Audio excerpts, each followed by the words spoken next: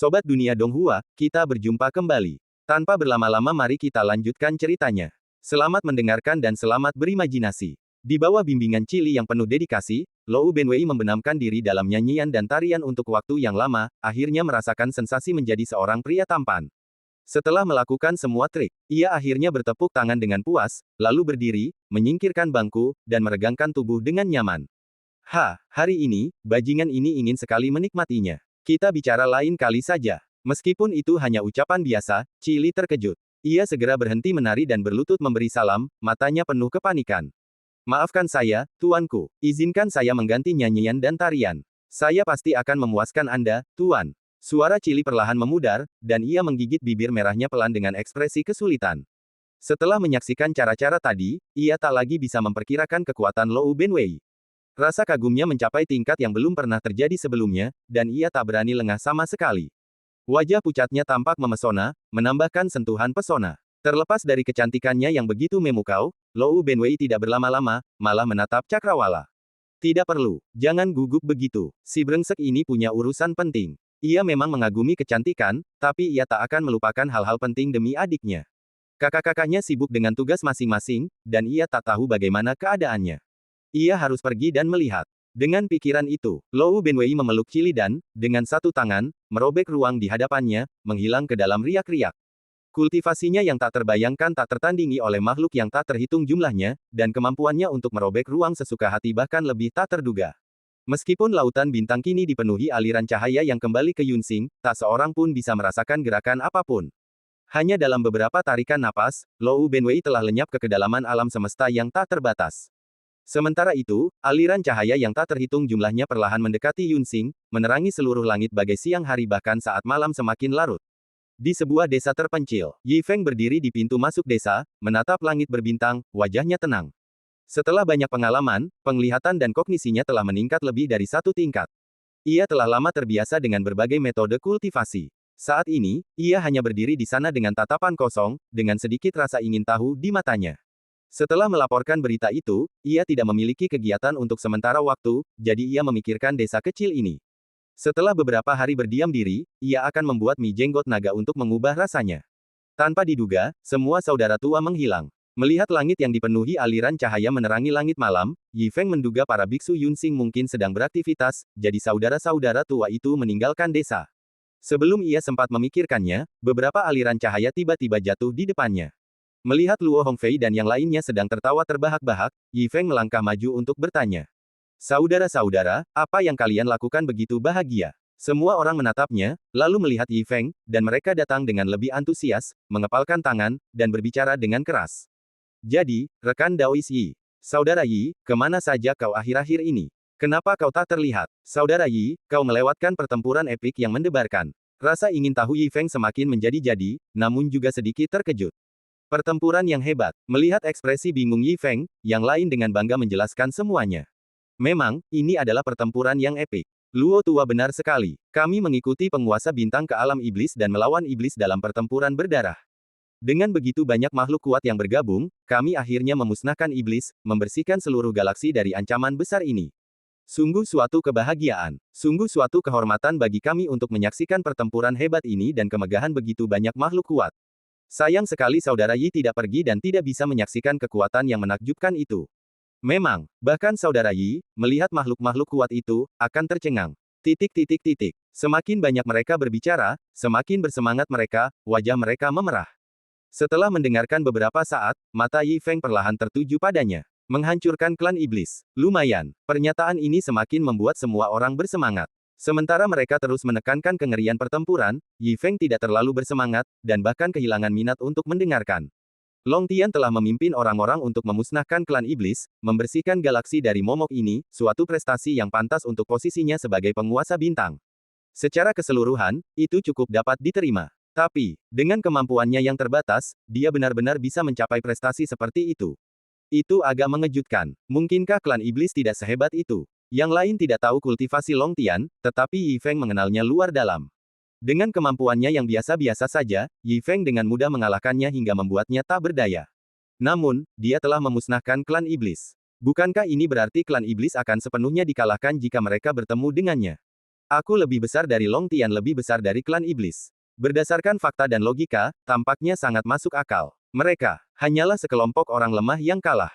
Apalagi yang bisa dibanggakan? Memikirkan hal ini, Yi Feng merasa semakin bosan. Ia tak lagi peduli mendengarkan celotehan gembira orang lain tentang pertempuran itu. Ia berjalan kembali ke halaman dan duduk diam. Yi Feng merasa kesepian, tak mampu menghargai kegembiraan orang lain. Keraguan membuncah di benaknya. Bahkan pertempuran melawan iblis bisa disebut pertempuran yang mengguncang dunia. Sepertinya para kultivator Yunsing bukanlah tandingannya. Jadi, ia telah menjadi begitu kuat sehingga dunia hampir tak bisa membayangkannya. Jika demikian, tingkat kultivasi apa yang telah ia capai? Banjir keraguan membanjiri pikiran Yi Feng, membuatnya bingung. Ia entah kenapa teringat misi bunuh diri sistem dan pencarian murid terakhir, dan tiba-tiba keraguan menyergapnya. Ia sudah begitu kuat, apakah benar-benar perlu menyelesaikan dua misi ini? Dengan kekuatannya saat ini, bisakah ia mencegah bencana yang akan datang? Apakah bencana itu benar-benar semenakutkan yang diklaim sistem? Setelah merenung cukup lama, Yi Feng masih belum yakin apakah itu benar atau tidak. Tepat saat ia terdiam, ia tiba-tiba merasa mengantuk dan tak kuasa menahan diri untuk menguap berulang kali. Lalu ia mengeluh dengan marah. Aku benar-benar terkesan. Setiap kultivator bisa hidup tanpa makan atau tidur, tapi aku harus makan setiap hari. Akhir-akhir ini, aku semakin mengantuk. Kemarin, aku tidur sampai siang. Apa-apaan, apa aku menjadi abadi? Keluh Yi Feng, seolah memberkati seluruh sistem. Air mata menggenang di matanya, dan rasa lelah menyelimutinya. Ia tak tahan lagi, dan tanpa berpikir panjang, ia hanya bisa masuk ke dalam dan tidur, dipaksa masuk ke dalam kondisi nyaman. Ia tertidur lelap dan terbangun setelah siang keesokan harinya. Saat itu tengah hari, Yi Feng menguap di pintu, tampak mengantuk. Setelah mengambil air sumur dan mencuci muka, ia merasa jauh lebih segar. Fu Nantian tidak terlihat dimanapun, dan bahkan sebelum ia sempat memanggilnya, perutnya sudah keroncongan. Ia hanya bisa pergi ke dapur untuk membuat semangkuk mie.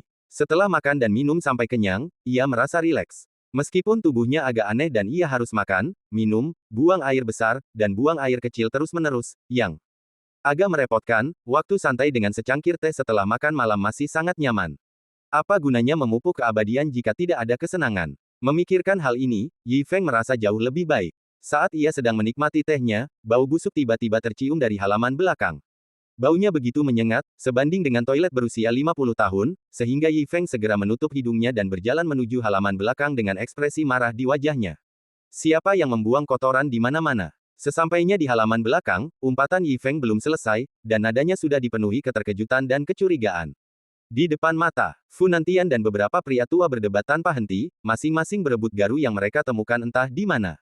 Zui Wuya, beraninya kau mencuri kesempatanku. Fu Nantian, kau punya banyak pupuk kandang, apa salahnya berbagi dengan kami? Omong kosong, aku menemukan ini dengan susah payah. Kalau kau mau, cari sendiri. Bajingan, para pria tua itu berdebat sengit, masing-masing menolak menyerahkan tumpukan pupuk kandang di tengah. Pemandangan itu begitu aneh hingga Yi Feng tercengang. Ya ampun, aku pernah melihat orang merampok orang dan uang, tapi aku belum pernah melihat orang merampok pupuk kandang. Para pria tua ini benar-benar tahu cara bersenang-senang. Hobi yang begitu unik akan membuat orang mesum pun menganggapnya mesum. Semakin Yi Feng memperhatikan, semakin ia terkesima. Ia merasa sangat terkejut dan takjub hingga tak kuasa menahan diri untuk bertanya. Orang tua, apakah kotoran ini semacam harta karun? Itu sebabnya kalian begitu tertarik. Pertanyaan itu dimulai. Beberapa orang menoleh. Zui Wuya dan Wei Donghai, yang telah dihadiahi pedang oleh Yi Feng, tentu saja menganggap diri mereka sangat dihormati. Meskipun wajah mereka memerah, mereka memaksakan senyum dan mengepalkan tangan. Saudara Yi, petik 2. Kau tidak tahu, kotoran binatang eksotis ini tidak langka. Kami hanya punya sedikit kegunaan untuk mereka, itulah sebabnya kami sangat menghargainya. Benar, kami tidak berebut kotoran, tapi berebut kesempatan. Dengan mengamati semua jenis kotoran, kami bahkan mungkin bisa memahami dao kotoran. Keduanya berbicara dengan penuh percaya diri, tetapi mata Yi Feng melebar. Dao kotoran. Kedengarannya mengada-ada. Bagaimana mungkin kultivasi berhubungan dengan kotoran? Begitu pertanyaannya terucap, kedua bersaudara itu tertawa terbahak-bahak. Fu Nantian juga tersenyum dan berbalik, semburat kebanggaan terukir di wajahnya. Wah, pengetahuanmu dangkal sekali. Sejujurnya, kami menyaksikan pertempuran hebat beberapa waktu lalu, dan secara pribadi menyaksikan seorang guru yang tak tertandingi beraksi. Kemampuan sihirnya mengerikan. Setelah banyak penyelidikan, kami mengetahui bahwa sang guru mencapai prestasinya saat ini dengan menggunakan kotoran untuk memasuki dao. Keterampilan ilahi yang luar biasa seperti itu benar-benar di luar pemahamanmu. Sekarang aku telah mengumpulkan kotoran dari semua binatang buas di daerah ini, memberiku lebih banyak kesempatan untuk memasuki Dao daripada siapapun. Jika kau segera menjadi muridku, aku akan memberimu beberapa tumpukan, bagaimana? Terlepas dari kata-kata Funantian yang fasih, Yi Feng hanya berdiri di sana, tertegun. Melihat tumpukan kotoran di kakinya, terlindungi seperti harta karun, ia merasa mual dan menggelengkan kepalanya berulang kali. Tidak, tidak, Yi Feng tidak percaya pada Dao kotoran. Jika melihat kotoran bisa membuatmu kuat, bukankah lelaki tua yang biasa menuangkan kotoran untuknya itu luar biasa kuat? Ini jelas omong kosong. Lagi pula, jika memang ada makhluk sekuat itu, bagaimana mungkin ia dengan mudah mengungkapkan cara kultivasinya sendiri? Diperkirakan ia hanya asal bicara, tetapi mereka percaya itu benar. Orang-orang tua ini sungguh berbakat. Mengenai masalah berlatih jalan kotoran, Yi Feng sama sekali tidak tertarik. Baik itu Biksu Yunxing maupun iblis yang telah dihancurkan, mereka semua hanyalah orang baru di matanya. Apa yang bisa dipelajari? Dalam sekejap mata, beberapa orang tua mulai berdebat lagi. Yi Feng tampak tak berdaya. Melihat mereka akan melambaikan target dan bertarung, kemungkinan besar tarian kotoran akan terjadi di langit.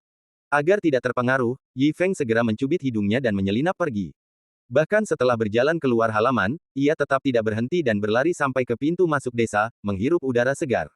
Tak lama kemudian, Zui Wuya dan Wei Donghai terbang di udara dengan marah, memegang garuk erat-erat di tangan mereka, mengumpat. Sialan, penjilat tua itu serakah sekali, dia memonopoli begitu banyak kesempatan. Lupakan saja, dia sudah mengotori tembok dengan kotorannya. Kita tidak bisa begitu saja merobeknya dan merobohkan rumahnya, kan? Lagi pula, kita sudah berteman bertahun-tahun, mari kita hindari merusak hubungan ini. Petik 2. Sayang sekali kita sudah melampaui batas darah dan daging, kalau tidak, kita bahkan tidak akan mencari-cari kotoran. Ayo cepat pergi, atau saat kakak Luo bergerak, kita bahkan tidak akan bisa mengambil kotoran. Mendengarkan percakapan Tianji, Yi Feng sudah sedikit geli, tetapi tiba-tiba ia merasa lega. Darah dan daging tidak semuanya buruk, makan, minum, buang air besar, dan buang air kecil tidak semuanya buruk. Setidaknya itu pasti membuat orang-orang tua ini iri. Begitulah adanya. Seperti kata pepatah, madu seseorang adalah racun bagi orang lain. Apa yang kau lihat sebagai penderitaan dan rasa sakit mungkin menjadi mimpi indah bagi orang lain. Rakyat jelata seringkali terjebak oleh penampilan, tak mampu melampaui manisnya bibir. Meskipun begitu, Yi Feng terlalu malu untuk membagikan pupuk kandang kepada orang lain. Terlalu memalukan untuk mengungkapkan rahasia kecilnya ini, jadi ia menyimpannya untuk dirinya sendiri. Melihat para lelaki tua itu begitu asyik mengumpulkan pupuk kandang, ia tahu desa akan segera dipenuhi baunya. Yi Feng tak kuasa menahan napas, menatap ke kejauhan. Sepertinya aku tak bisa tinggal di sini beberapa hari lagi. Kemana aku harus pergi selanjutnya? Pulau Bayangan. Lampu neon berkelap-kelip, sebuah tontonan yang memukau. Kehidupan malam akan segera dimulai, dan orang-orang yang lewat tersenyum lebar.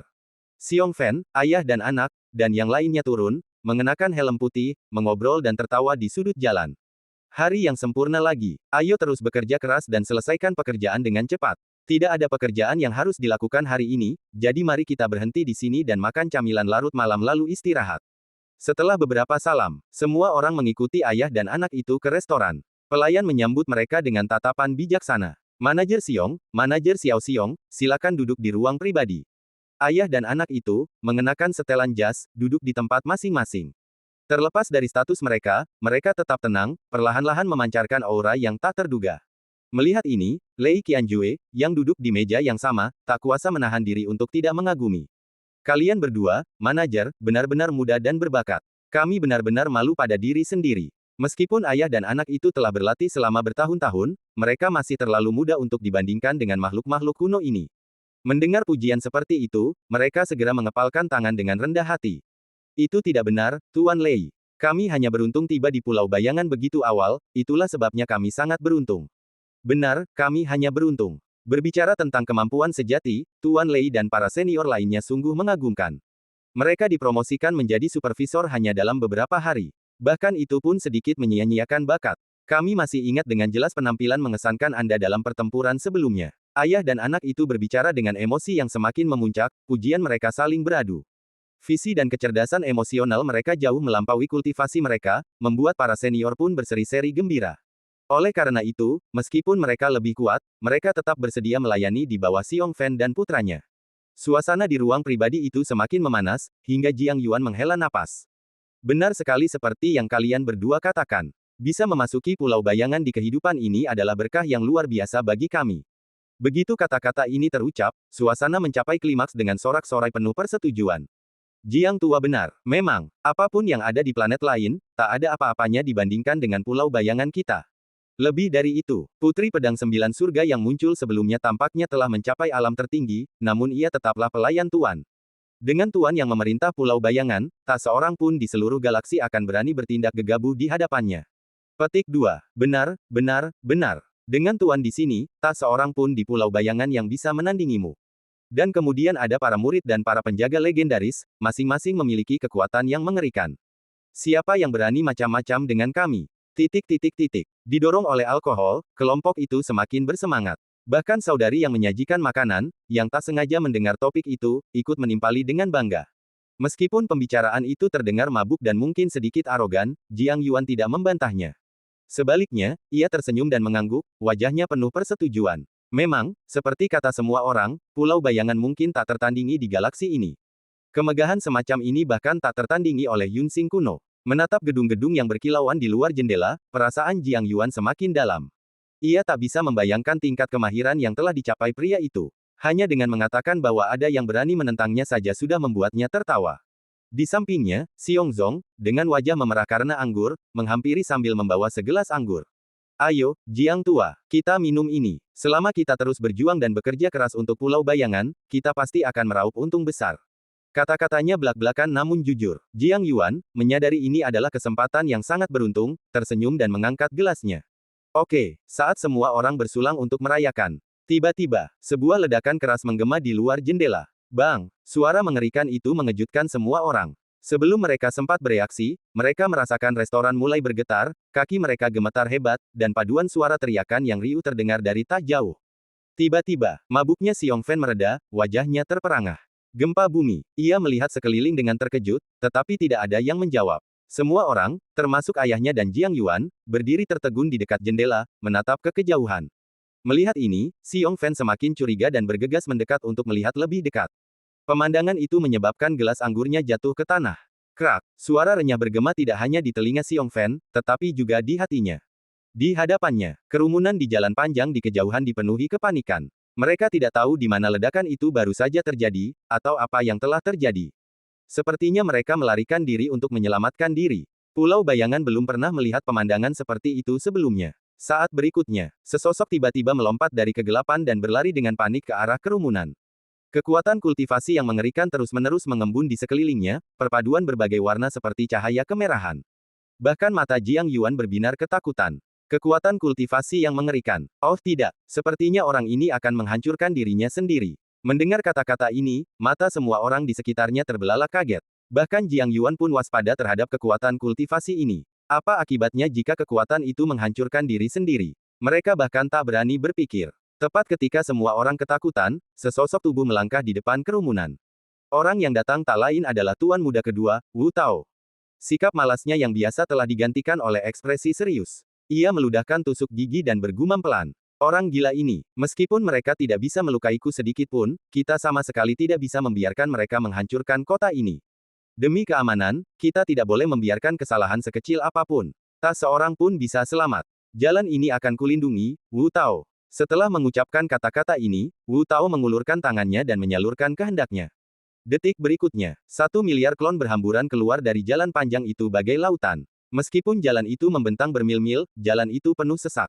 Begitu satu orang muncul, ledakan dahsyat itu tak dapat menyebar sebelum mereka terhimpit di bawah kerumunan sosok yang luar biasa banyaknya. Mata semua orang terbelalak melihat apa yang terjadi hanya dalam beberapa tarikan napas.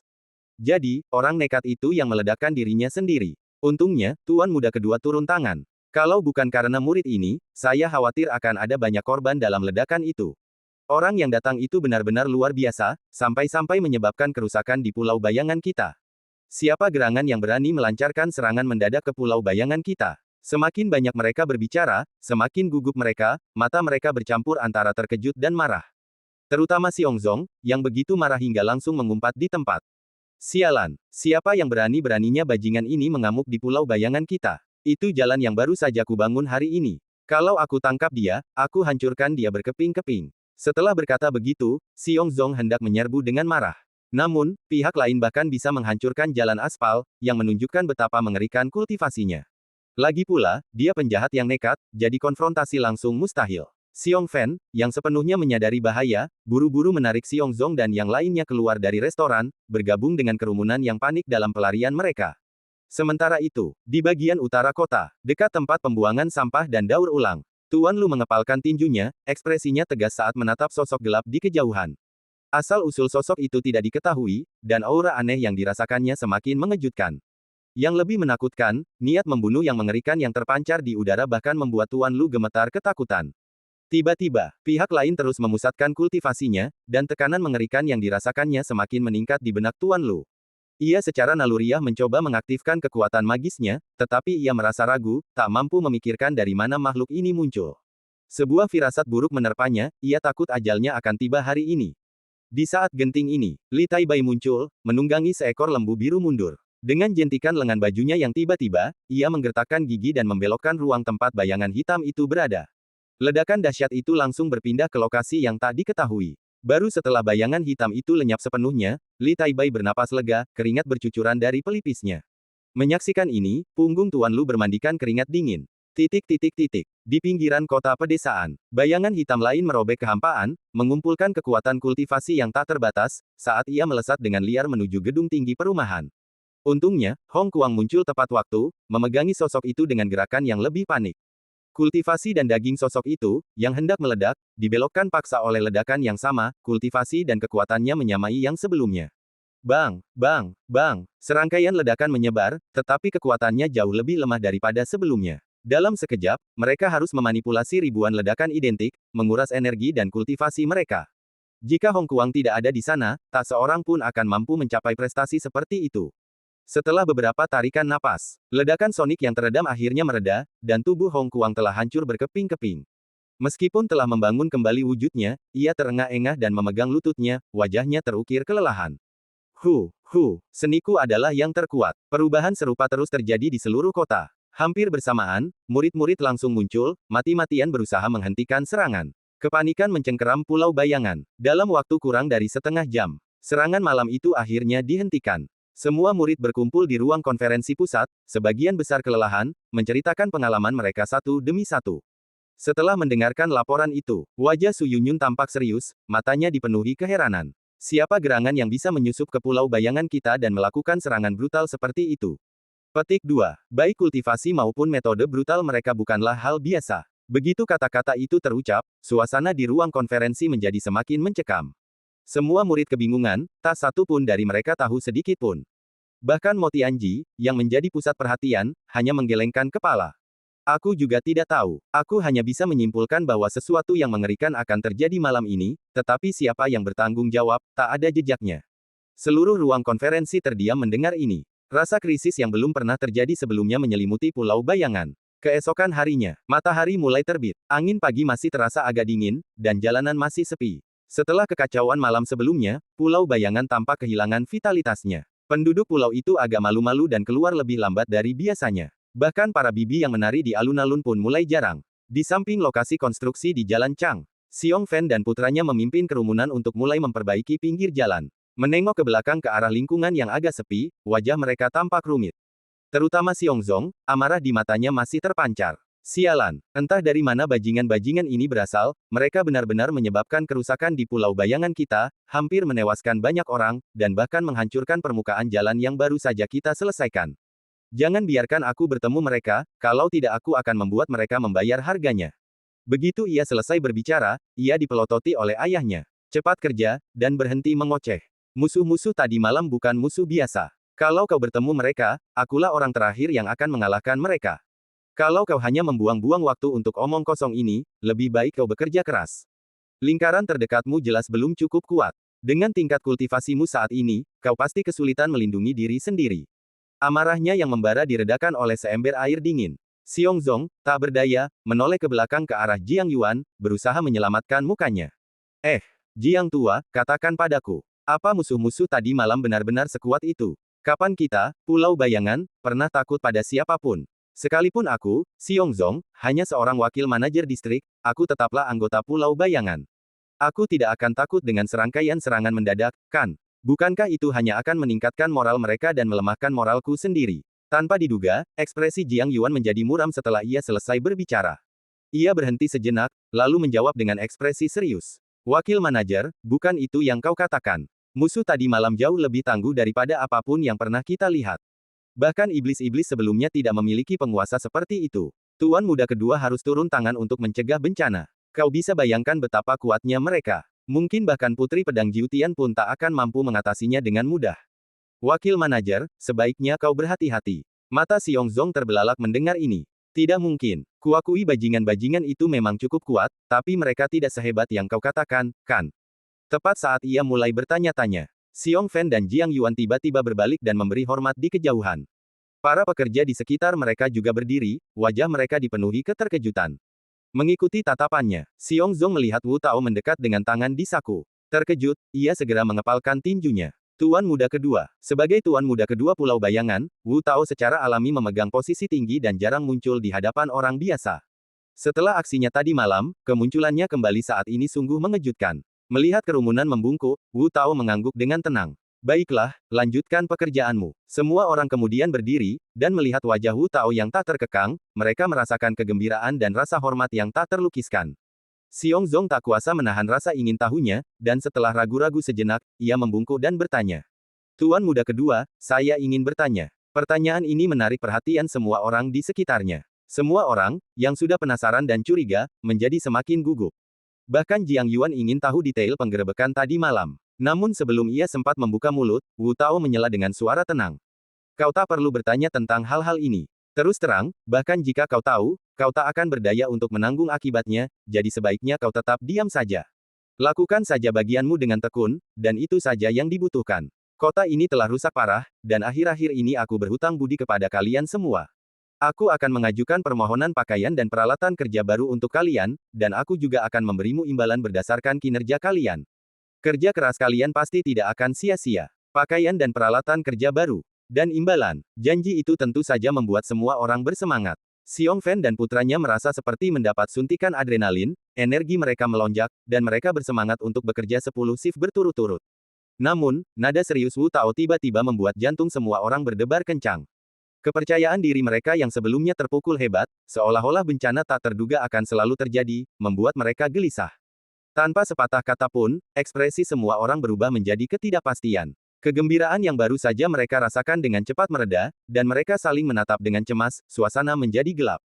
Melihat ini, Wu Tao terdiam sejenak sebelum mengungkapkan beberapa detail. Saya yakin kalian semua menyaksikan apa yang terjadi tadi malam. Kalaupun tidak, kalian pasti sudah mendengarnya. Musuh yang menyerang memang kuat. Seperti dugaan, dia adalah musuh lama kita, Pulau Bayangan. Musuh lama. Begitu dia selesai berbicara, mata semua orang berbinar. Bahkan negara sekuat Pulau Bayangan pun bisa menyaingi mereka. Tanpa menunggu Xiong Zong berbicara dengan gugup, Wu Tao melanjutkan ceritanya. Tapi kalian tidak perlu terlalu khawatir. Bajingan-bajingan kemarin hanyalah kaki tangan. Mereka memanfaatkan kultivasi saudara-saudari kita yang belum sempurna untuk datang dan mengganggu kita, berharap menghancurkan kota ini dan memengaruhi rencana besar guru. Jika kita mencapai puncak kultivasi kita, apa mereka? Mendengar ini, Xiong Fan dan para pekerja merasa sedikit lega, dan tatapan mereka beralih ke Wu Tao dengan kekaguman yang lebih besar. Dia memang tuan muda kedua. Kultivasinya saat ini mengerikan, dan dia bahkan belum mencapai puncaknya. Jika dia terus berkultivasi, siapa yang tahu alam apa yang akan dia capai? Sebaliknya, Xiong Fan dan Jiang Yuan jelas jauh lebih berpengalaman dan juga memahami makna terdalam dari kata-katanya.